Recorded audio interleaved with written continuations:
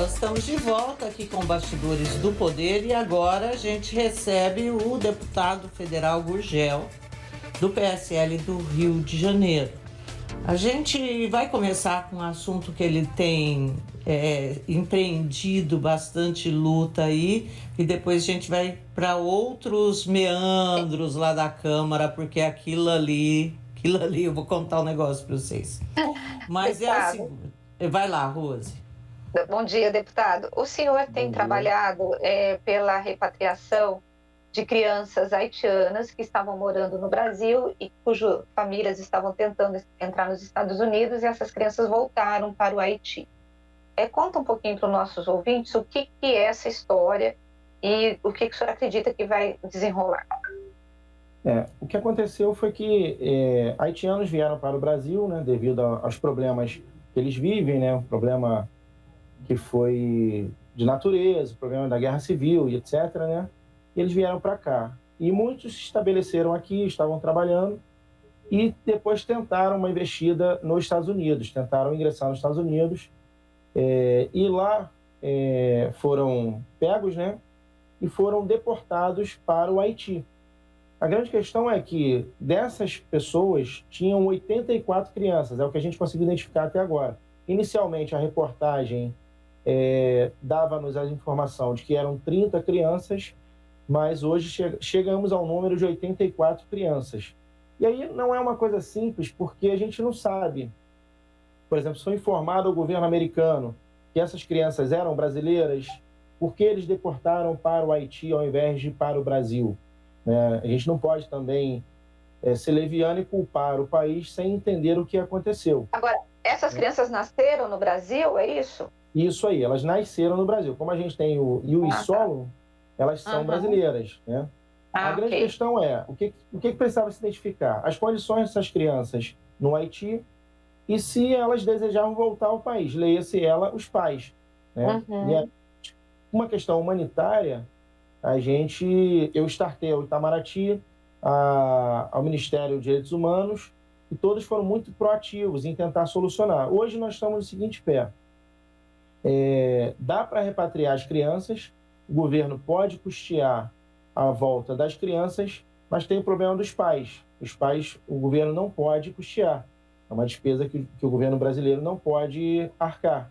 Então a gente está aqui, pediu uma audiência pública na Comissão de Constituição e Justiça. A gente está pedindo, está vendo aqui os esforços de como a gente faria para tentar ajudar. Claro que não é um paraíso, claro que a gente não vai solucionar o problema do mundo, mas a gente precisa pelo menos tentar aquilo que bate à nossa porta. E isso bateu à nossa porta, né? Então, é triste pensar numa criança vivendo naquelas condições. E aí tem a questão da embaixada, tem a questão de procurar, tem a questão de como essas pessoas estão vivendo. Por exemplo, tem um senhor no México, eu não o conheço, mas ele trabalhava como pintor e tem um amigo meu que o conhecia e achou que ele tivesse sido deportado, porque ele tentou ir para os Estados Unidos. Mas não, ele está no México. A informação que a gente tem é que ele está morando numa praça lá junto com a filha de 4 anos. E a filha é brasileira, né? Então é uma situação difícil que a gente se pergunta se ele vier para o Brasil, ele pode retomar a profissão que ele estava exercendo aqui. E ao que eu vi, estava bem, e até o colega falou, ele estava bem aqui, cara, estava conseguindo ganhar o dinheirinho dele, é um bom pintor, estava tendo muito trabalho, e foi para lá e agora deu esse problema todo. Eu não sei como ele conseguiu identificar essa pessoa lá no México, né? Mas como ele tinha relacionamento e tal, desconhecia, né? Ele me passou essa informação, porque eu estava tentando identificá-la no Haiti, porque a gente tinha todas as informações, tinha certeza que era uma criança brasileira, etc. Mas não está no México. E aí, sim, está no México, o que a gente faz? Tenta também trazer para cá, tenta repatriar. Mas esse caso é um brasileiro com filho brasileiro, é isso? Não. É um haitiano. Que estava trabalhando aqui no Brasil e a filha como nasceu. pintor. Como a filha tem 4 anos, ele já estava pelo menos há 5 anos aqui no Brasil, né? 4 anos aqui no Brasil. Bom, né? Essa leva, né, vamos colocar assim, de gente tentando entrar nos Estados Unidos, isso daí vem mais ou menos do ano passado, quando deu uma acirrada aqui da crise econômica, né? E a gente inclui aí os haitianos, que grande parte deles aí, não sei se grande parte, mas um volume grande, foi tentou entrar pela fronteira mexicana, conseguiu entrar. Eu estou só falando isso para quem está nos ouvindo entender. Conseguiu entrar, só que chegando lá, a imigração norte-americana pegou todo mundo e deportou essas pessoas de volta para o Haiti, que é de onde são os pais. Exatamente. Enquanto que os filhos, né, haviam nascido aqui e, portanto, são brasileiros. E aí a questão está em cima, está em relação a essas crianças brasileiras, que a gente consegue trazer as crianças, mas não consegue trazer os pais. Aí não adianta muito, né, deputado? Porque como é que você traz crianças sem trazer os pais? Qual outra opção que existe? A maioria delas está em Porto Príncipe. O senhor falou desse caso no México, mas a maior parte do pessoal que foi deportado está em Porto Príncipe? Então, tá. Mas não vai existir esse fator de trazer a criança e não trazer os pais. Porque não essa tem decisão lógica. é dos pais, né? Quem traz aqui, na verdade, quem decide pela volta é o pai. A gente tem esse problema que a gente precisa resolver. Então, como assim, está se pensando em campanha? Quanto custaria isso? Porque o senhor falou que o governo, desculpa, não tem como custear essa repatriação dos pais. Pelo que eu estou entendendo, nós estamos no impasse, né? Não, nem que não pode custear. Legalmente não tem como custear. Esse problema. Pode trazer brasileiro, exatamente. mas vamos debruçar, nós temos que entender números, por isso eu pedi uma audiência pública. A gente precisa entender números, de quanto nós estamos falando. Nós vamos fazer uma campanha solidária, até mesmo aqui entre os parlamentares. Nós vamos abrir uma brecha, aprovar uma lei que possa fazer isso. O que a gente vai fazer? Esse é o grande esforço que a gente vai tentar solucionar aqui. A gente vai tentar... E os pais querem... A maioria dos pais quer voltar, deputado? Esses 84, o Itamaraty nos informou que sim, que manifestaram o desejo de voltar. Porque o Haiti... Tudo depende disso, né? O Haiti é um país extremamente instável, né? A gente fala do Haiti, a primeira coisa que vem à cabeça é Papadoc, né? Que foi um ditador lá, um horror. Então, politicamente, é um país instável. Aí depois teve aquele terremoto devastador, que inclusive matou a brasileira Zilda Arnes. E agora, recentemente, mais um golpe, né? O presidente foi morto pelo vice-presidente, segundo a Justiça Local. É isso, né, deputado? Oi, desculpe. Pode repetir, por favor? Então, do Haiti, eu estava falando que é um país extremamente instável, e que ultimamente, nos últimos tempos, houve mais um golpe em que o presidente foi morto, segundo a justiça local, pelo vice-presidente que foi preso. Então, é uma instabilidade horrorosa, né? Sim, o que a gente tenta é justamente isso, é tirar essas crianças desse cenário de guerra, né? A gente tem que pensar assim, a gente não pode julgar a pessoa que deixa o país. A gente não pode não pode julgar a pessoa que pede refúgio. Porque você imagina, hoje você tem uma identidade, hoje você é uma jornalista, amanhã seu país entra em colapso, você foge de uma guerra. Quando você foge dessa guerra, você não é mais ninguém. Você chega naquele país, você não é mais nada. Você não é jornalista, você não é advogado. Eu já conheci pessoas refugiadas que o cara era advogado no país dele, o cara era empresário no país dele, e chega aqui é uma pessoa que depende de um lugar até para morar, que sai com a roupa do corpo, não leva nada. Tinha patrimônio, tinha casa, tinha carro, ficou tudo. A pessoa não tem mais nada, quebra a identidade da pessoa. Então, e ela sai por temer a vida, por temer, por vários temores, né? Então, é uma questão que a gente precisa ter um cuidado e uma atenção muito grande de como fazer, de como tratar. Essas 84 crianças, elas foram localizadas pelo Ministério do Exterior ou pelos órgãos do governo? E em que situação que elas estão? Porque eu estive no Haiti há alguns anos e lá a pobreza é extrema. Então, muito provavelmente, se essas crianças estão em algum dos abrigos, elas não estão tendo café da manhã, almoço e jantar, Lá é uma vez por dia que come, a fome lá é uma coisa real, a miséria é real. Eles já conseguiram identificar onde essas crianças estão ou não? Então, e conseguiram identificar as crianças através dos órgãos que a gente tem lá, através da representação que a gente tem lá. Agora, não é uma coisa fácil, porque é uma coisa que depende deles. Conseguirem chegar a algum órgão ou chegar a algum canal de comunicação.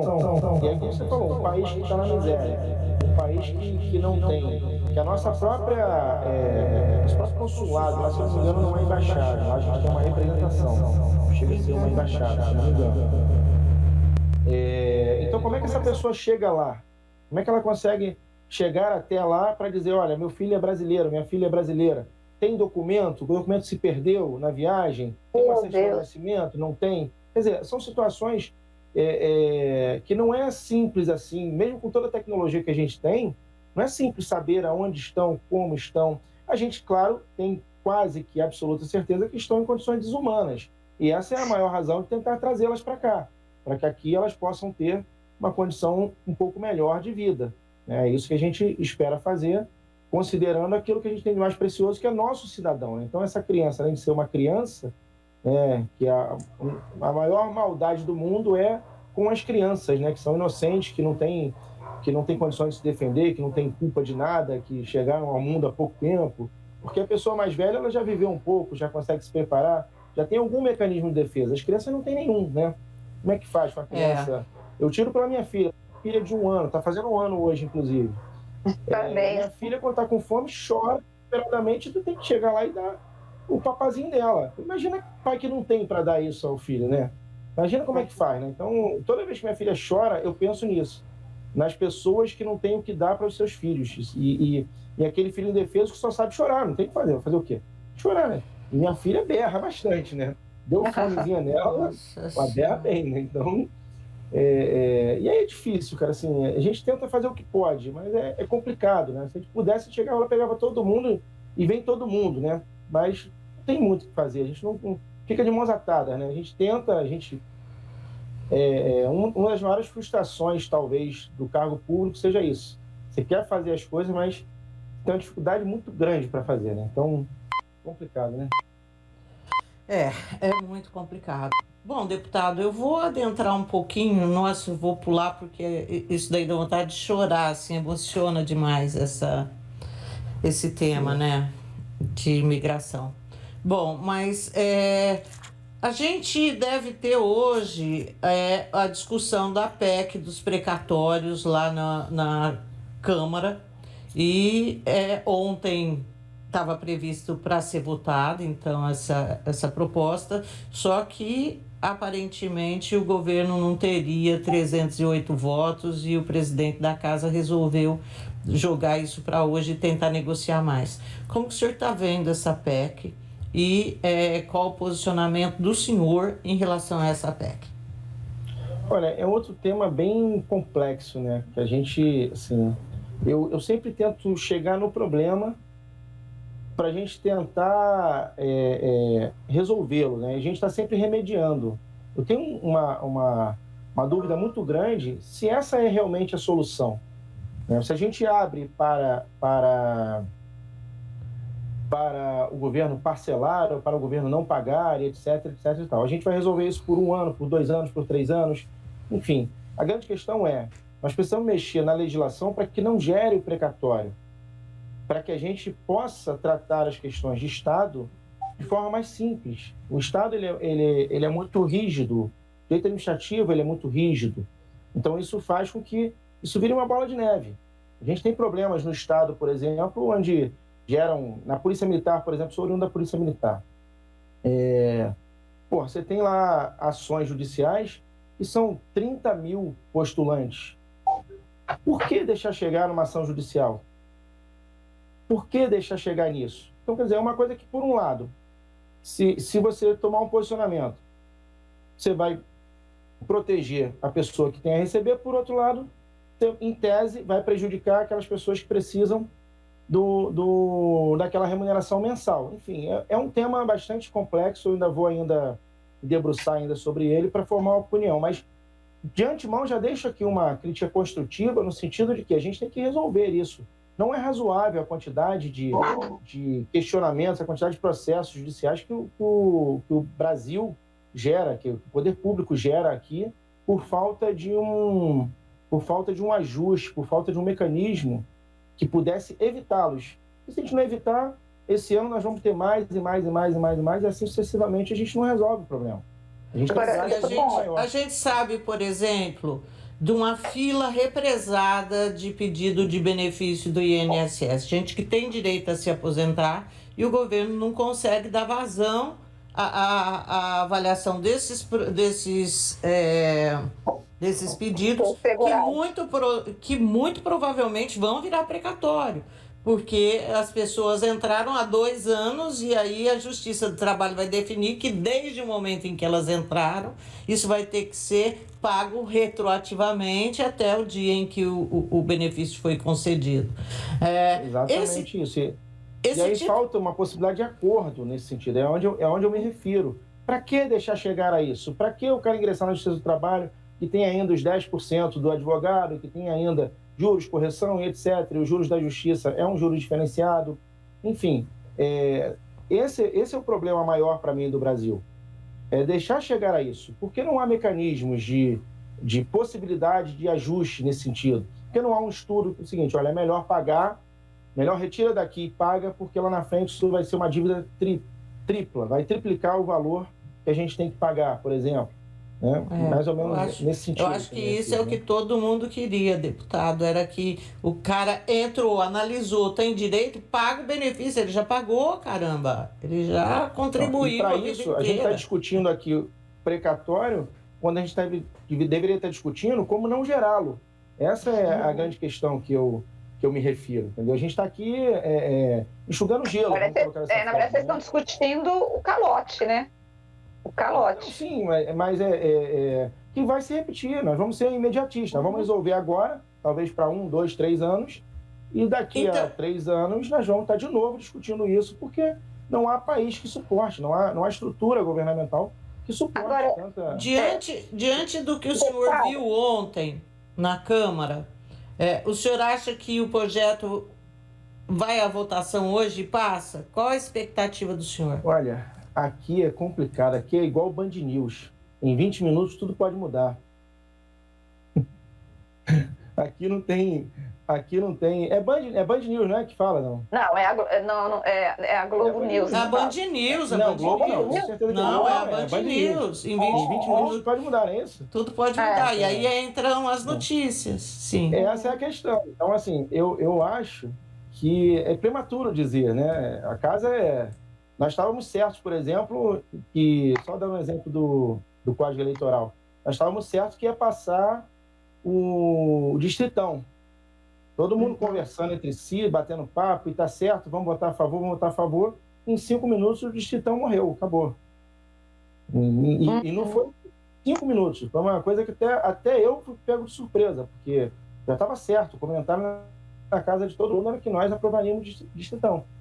Então, assim, é complicado a gente se posicionar nesse sentido, dizer que vai acontecer X ou Y, né? A casa, ela é muito instável. Né? Deixa eu te perguntar, Zezé, se eu só fazer uma pergunta, eu já passo para você.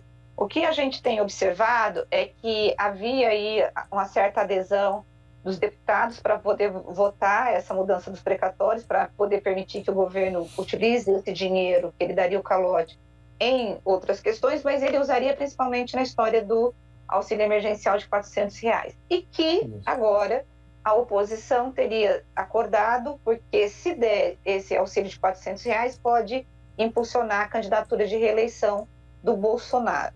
E por isso que está entrando água. É isso que o senhor percebeu também? É essa questão política ou não? Ou realmente por quê? Porque a história do precatórios derrubou bolsa, subiu o dólar e trouxe uma instabilidade para o mercado financeiro.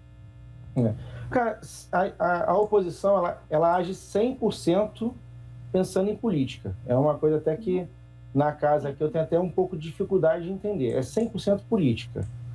A gente tem... eu me lembro de um projeto meu na CCJ, por exemplo, só para exemplificar, que era um projeto de braille nas caixas de remédio. E o projeto estava para ser aprovado e a posição travando. Eu cheguei e perguntei, falei, gente, mas o projeto é de interesse humanitário, é uma coisa que une todas as bancadas, por que vocês estão travando, né?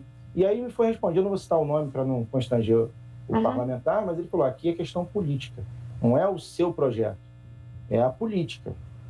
E para a política a gente precisa travar tudo. Enfim, palavras simples falando, né? Então, eu tenho um pouco de dificuldade de entender isso também, que eu acho que a pessoa que está ali esperando os R$ 400 não pode sofrer esse tipo de sanção. Eu acho que a gente tinha que parar um pouquinho, deixar a eleição para o eleitor decidir e pensar no país, pensar no que é bom para o país. Nem sempre o que eu faço aqui é bom para a minha imagem, ou me dá alguma projeção, me dá algum voto, mas é o certo a se fazer. Então, eu acho, na minha opinião, que vai ser aprovado. Eu acho que o governo tem maioria, os parlamentares estão tendo muita independência para votar, tem pautas que o governo orienta. Eu mesmo, segurança pública é uma coisa que eu voto a par. Eu não quero saber o que pensa fulano ou ciclano. O que eu penso é isso, então eu voto. Uma outra que eu me posiciono também, PEC 32. Eu não vou votar para retirar direitos dos servidores. Não vou. Eu fui servidor, pô. Eu sei o quanto o servidor lutou para chegar até lá. Que a gente precisa consertar algumas coisas? Precisa. Que a gente precisa melhorar o serviço público? Precisa. Que a gente precisa, em alguns lugares, enxugar? Precisa.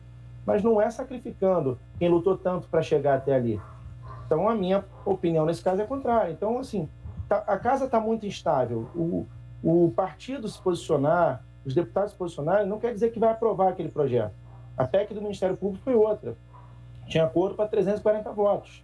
Quando o senhor fala que a casa está muito instável, ela está instável por conta da falta de liderança do Lira ou por conta também do Bolsonaro não ser um presidente que tem um governo assim decisório, vai ser isso e acabou?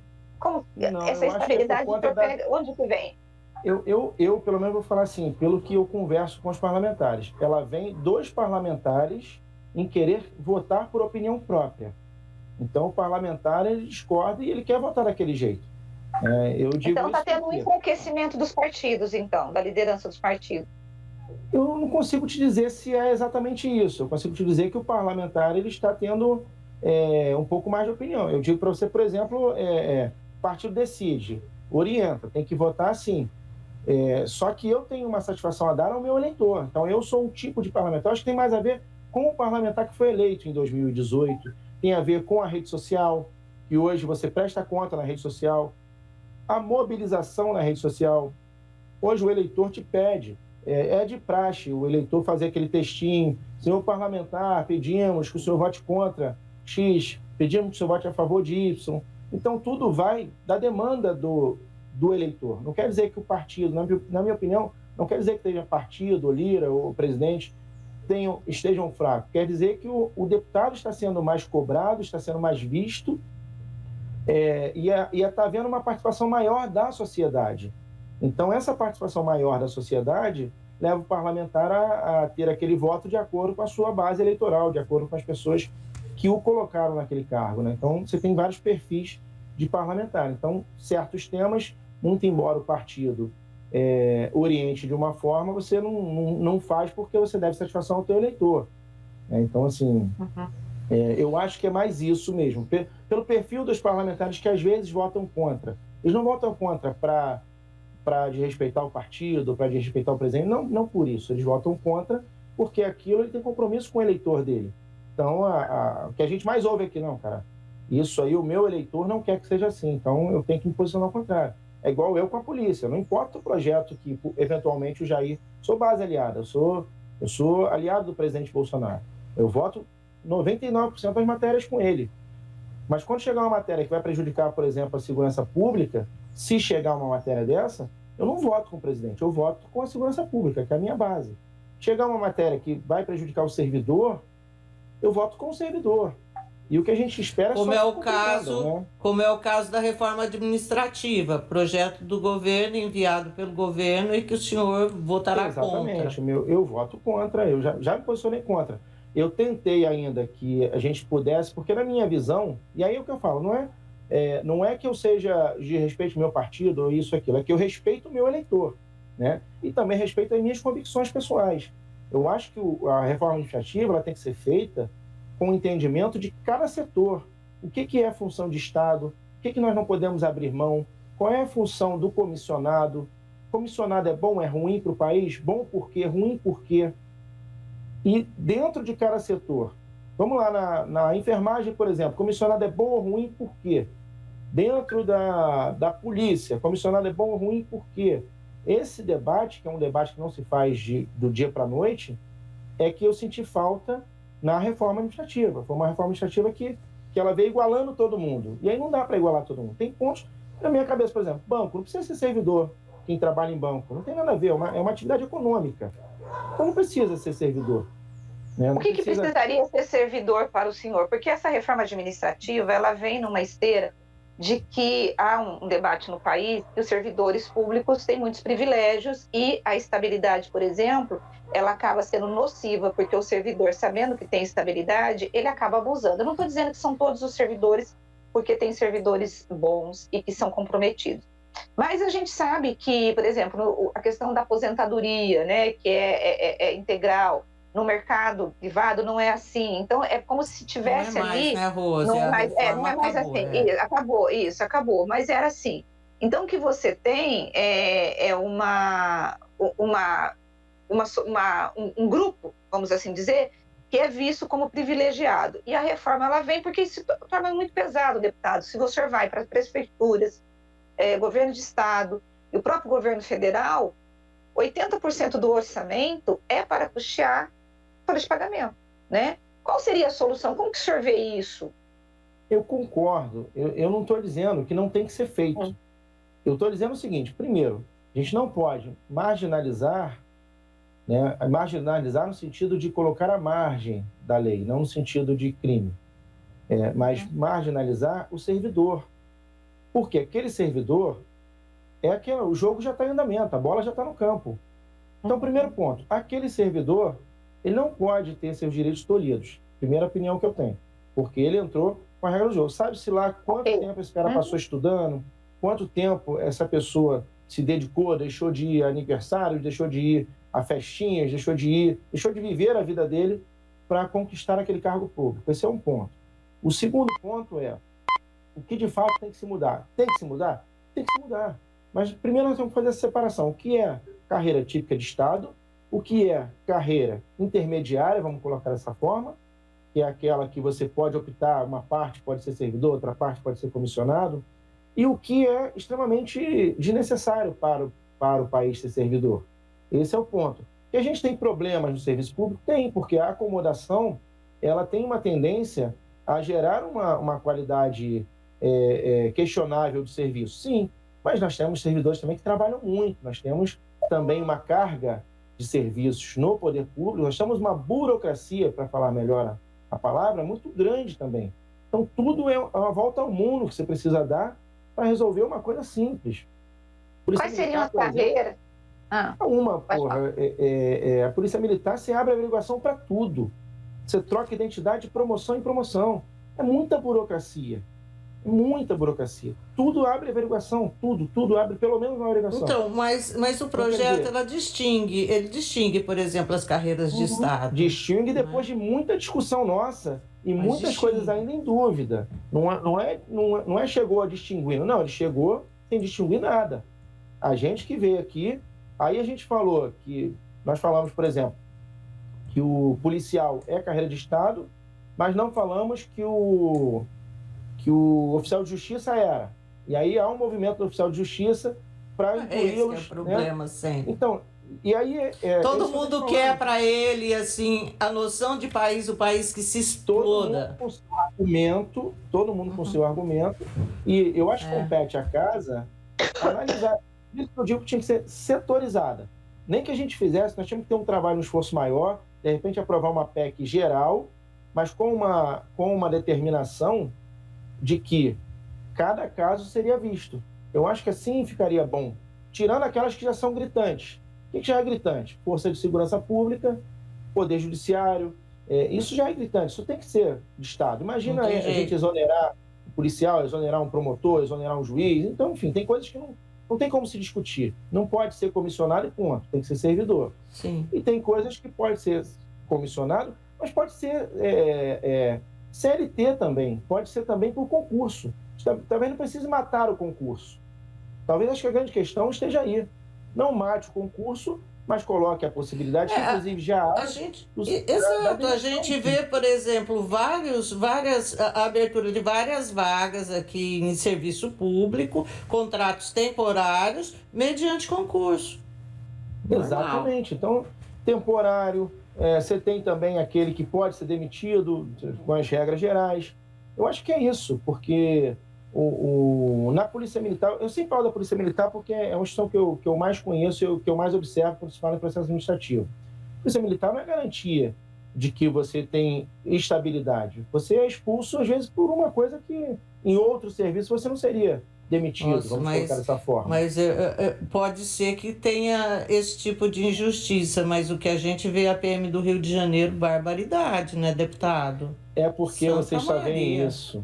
A gente vê aqui em São Paulo a Polícia Civil. A Polícia Civil de São Paulo é jogo duro. A militar violenta, mas lá no Rio, a militar, pelo amor de Deus, as milícias de aba 4, Deus me livre guarde.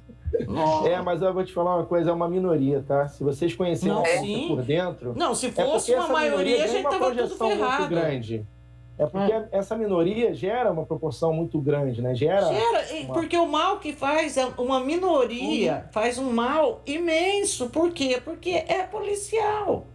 Né? Por outro lado, também é um abandono, né? Você vê que nós temos números no Rio de Janeiro que morrem mais policiais no Rio de Janeiro do que nas guerras do mundo que houveram até hoje. Então nós temos números de guerra. Nós temos policiais lá que são sequestrados, torturados, assassinados e assim. E os Adriano da vida que são matador de policial. É policial matando policial. É uma loucura o Rio de Janeiro, deputado. É uma loucura o Rio de Janeiro. Eu defendo, inclusive... Como que está essa questão da segurança aí, deputada? Porque eu me lembro que teve uma ação da polícia em relação à corrupção policial e numa tacada só foram presas 92 pessoas. E tinha até bombeiros no meio, porque bombeiro a gente quase nunca vê envolvido em corrupção, mas no Rio o bombeiro também estava envolvido, né? Como que está essa questão aí no Rio?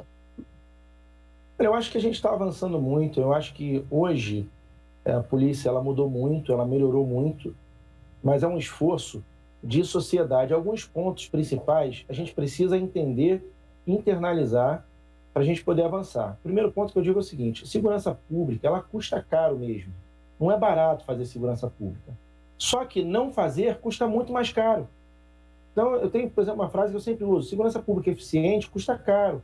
A ineficiente custa muito mais. Quanto a gente perde em PIB de turismo, por exemplo, por causa da violência? Quanto a gente perde no mercado imobiliário por conta da violência? Quanto a gente perde em estabelecimentos comerciais por conta da violência? Quanto a gente perde em tributos por conta da violência? Quantos mercados paralelos surgem? Porque hoje as comunidades carentes, elas são, na verdade, mercados paralelos. Ali você tem venda de peça de carro roubado, ali você tem desvio, chama de gato, né? Gato em energia, gato em net, né? em televisão. Uhum. Então você tem todo um mercado paralelo ali que não presta nenhuma conta com a sociedade ou com o Estado. Então, qual é o custo além daquele cidadão ali ser o prisioneiro? Porque eu acho que o prisioneiro, na verdade, é quem mora nessas comunidades. Porque vive refém do crime. E bandido não é bonzinho.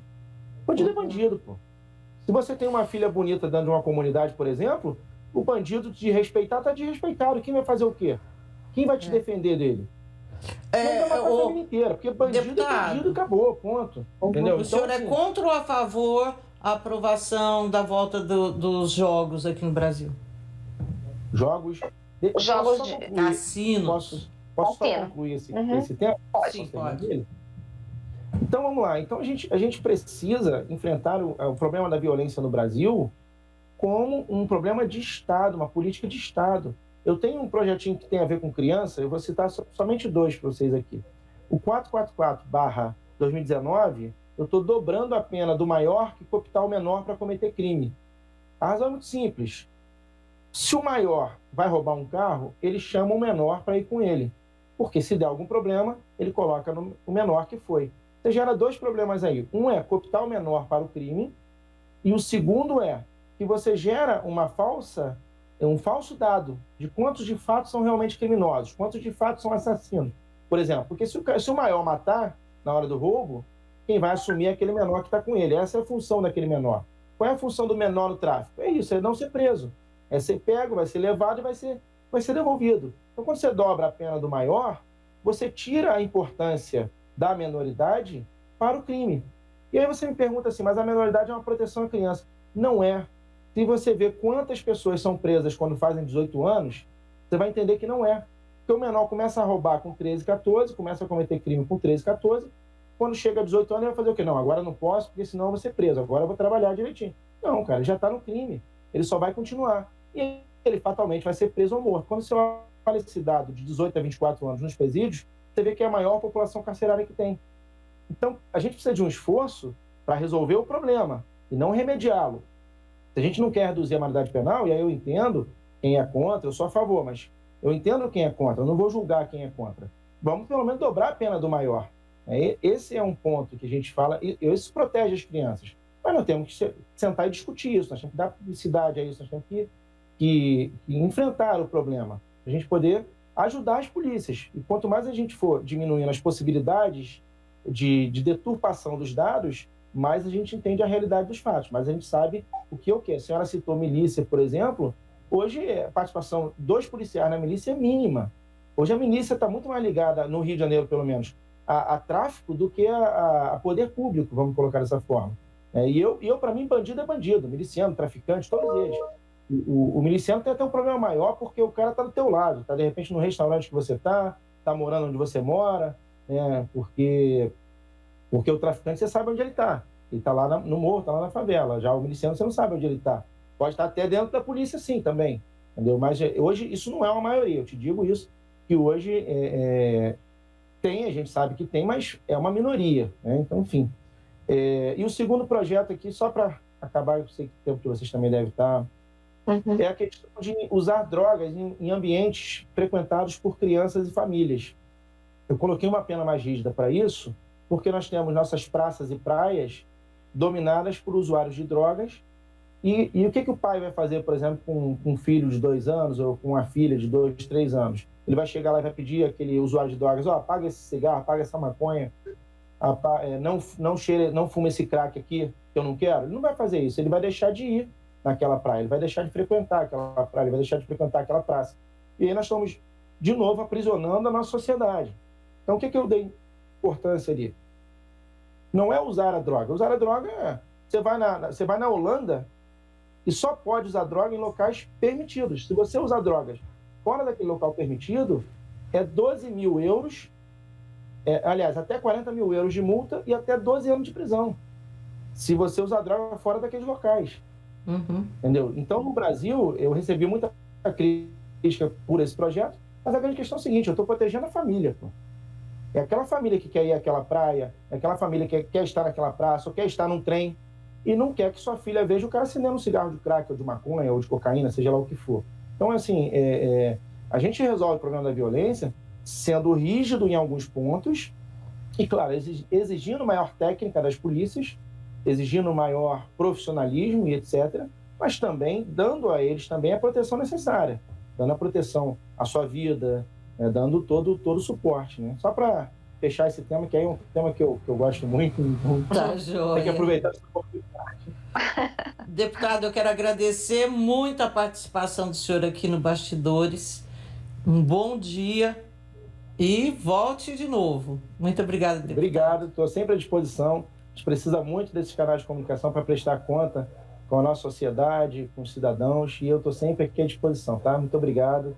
Desculpe aí ter me excedido um pouquinho, mas aí você tocou nesse tema, tem que ser 1 hora para gente. Tá bom, Obrigada, então. deputado. Um abraço, deputado. Obrigado, bom dia. Obrigada. Um abraço. Tchau, tchau.